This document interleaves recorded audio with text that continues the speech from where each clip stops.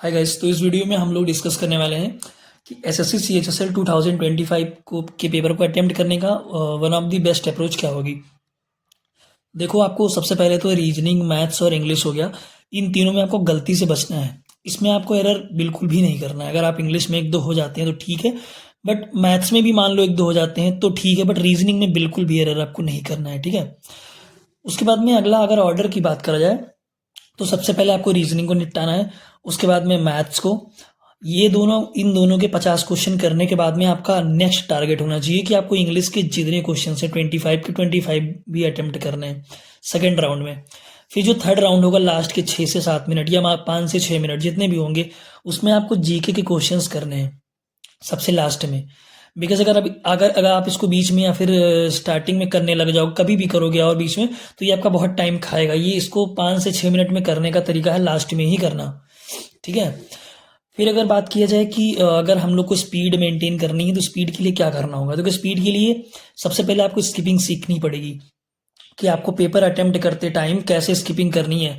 Skipping करने का best तरीका ये होता है कि जिन क्वेश्चंस पे आपको एकदम कमांड है कि हाँ मैं उसको 15 से 20 सेकंड में कर लूंगा, ठीक है, जिस पे बिल्कुल कमांड है उसको आपको तुरंत करना है। जिस पे लग रहा है आपको कि टाइम लगेगा, आपको आता है फिर भी टाइम लगेगा, उसको आपको स्किप मारना है।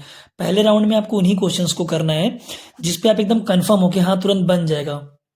और उसके बाद में फिर सेकंड राउंड में आपको जो थोड़ा सा और आपको लगते हैं मॉडरेट लेवल के, उन क्वेश्चंस को तब करना है, ठीक है। फिर आपको सीखना है एग्जाम में जाने से पहले डिजिटल सम, डिविजिबिलिटी और यूनिट डिजिट। ये इन तीनों पे आपको महारत हासिल करके जाना है। ये आपको ऑप्शन एलिमिनेट करने में बहुत हेल्प करेंगे, ठीक है। आगे ट्रिगो हो गया, तो ट्रिगो में आपको वैल्यू पुटिंग आनी चाहिए अच्छे से। और अलजेब्रा में भी कई सारे 5-6 पैटर्न होते हैं जिसमें आपको वैल्यू पुटिंग आनी चाहिए। जब ये चारों आपने कर लिया, उसके बाद में अगर कोई क्वेश्चन फंसता तो आप उसको अप्रोक्सीमेट वैल्यू से कर सकते हो, ठीक है। ड्यूरिंग एग्जाम अगर आप पैनिक से बचना चाहते हो तो उसके लिए क्या करना होगा। देखो, उसके लिए सीधा सा बात ये है कि जो क्वेश्चंस में बिल्कुल भी आइडिया नहीं है उसमें फंसना ही नहीं है, उनको आपको सीधा स्किप मारना है। जिसको स्किपिंग की आर्ट आता है वो, अगर उसको कम भी आता है तो स्कोर बहुत अच्छा करता है, ठीक है।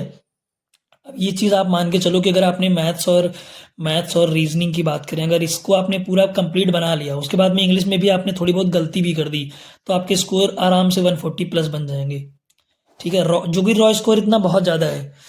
तो बाकी सबको मेरी तरफ से बेस्ट ऑफ लक। अगर आपकी कोई क्वेरीज हैं तो आप कमेंट में ज़रूर करना। बाकी सबको मेरी तरफ से बेस्ट ऑफ लक।